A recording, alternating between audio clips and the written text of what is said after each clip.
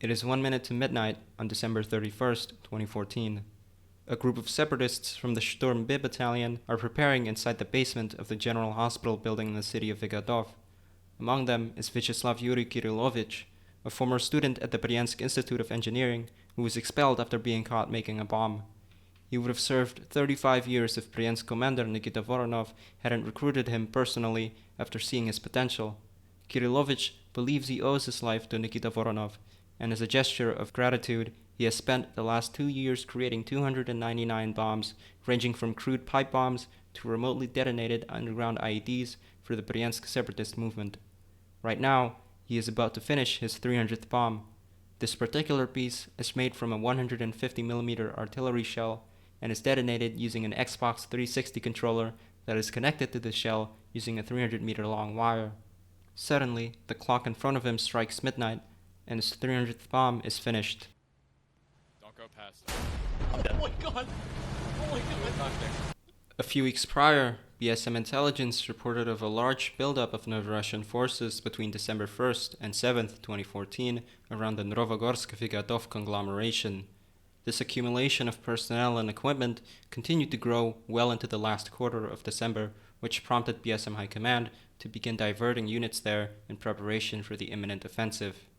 The formations that were deployed by both sides in this conglomeration are as follows.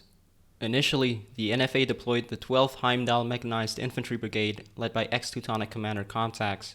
This brigade consisted of the 1st Volzhino Operational Battalion manned by Rogov veterans and commanded by Oskar Bogdansky, the 2nd Mechanized Company of the 2nd Novaya Rus Operational Battalion, led by Latishka, the 3rd Sao Viriato Portuguese-Brazilian Volunteer Battalion, and the 12th Hernib Tank Company for the initial assault.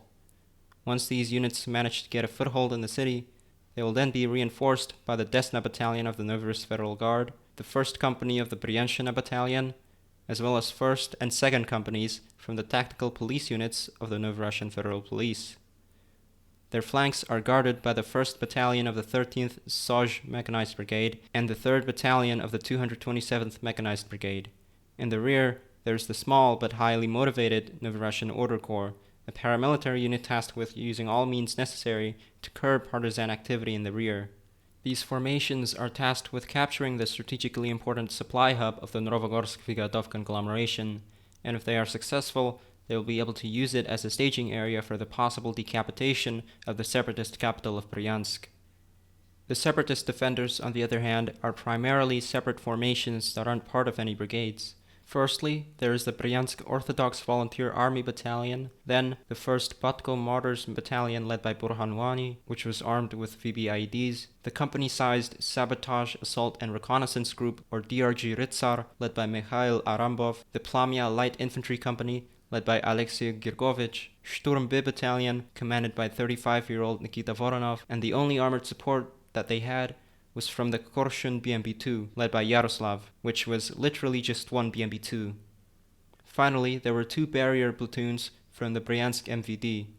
The NFA will use approximately 4,400 men and 60 vehicles of all types for the main assault, 1,200 men and 30 vehicles to guard the flanks, and 340 nationalists performing anti-partisan operations in the rear for a total of 4,940 men and 90 vehicles of all types, supported by about 80 artillery pieces.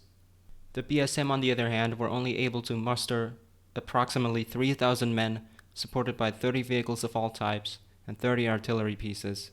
Despite being outnumbered, however, they were highly motivated and confident that the offensive could be halted like in 2011 and 2014.